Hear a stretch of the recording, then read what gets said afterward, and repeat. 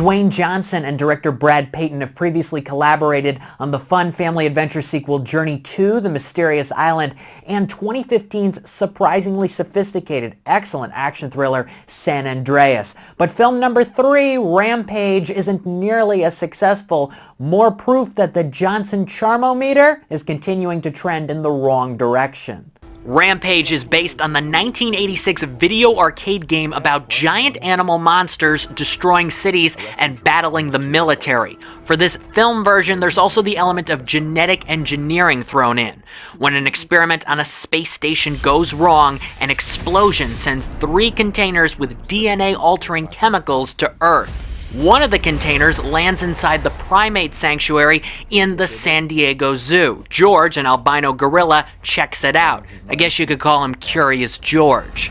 His best friend, primate specialist Davis Okoye, played by Johnson, notices George's immediate increase in size and strength, and so does the government and the military. Okoye teams up with Kate, Naomi Harris, a former employee of the genetics company who created the concoction, to try to figure out how they can prevent George and 2 other infected animals, a wolf and an alligator, from completely annihilating Chicago. The first half of Rampage is Dullsville. Scenes involving Johnson and his zoo assistants are corny, and interactions with the gorilla are technically clumsy. When The Walking Dead's Jeffrey Dean Morgan enters the picture as a rootin' federal agent, my interest did pick up. I wanted to see how long he could stick with his character's ridiculous Texan accent. I give him credit for going the whole movie without breaking it. The second half of Rampage is essentially one extensive sequence involving the now King Kong-sized animals destroying Chicago and The Rock having to use his giant muscles and not-so-giant wit to save the day. The visuals are surprisingly poor, with a lot of subpar green screen.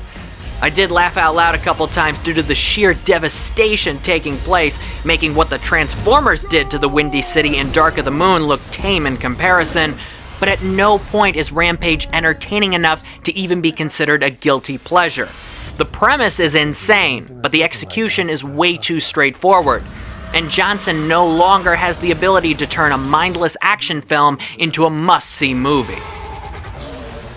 On the official LCJ report card, Rampage gets a C-. I'm Lights Camera Jackson for all of my reviews. Check out lights-camera-jackson.com and follow me on Twitter at LCJ Reviews.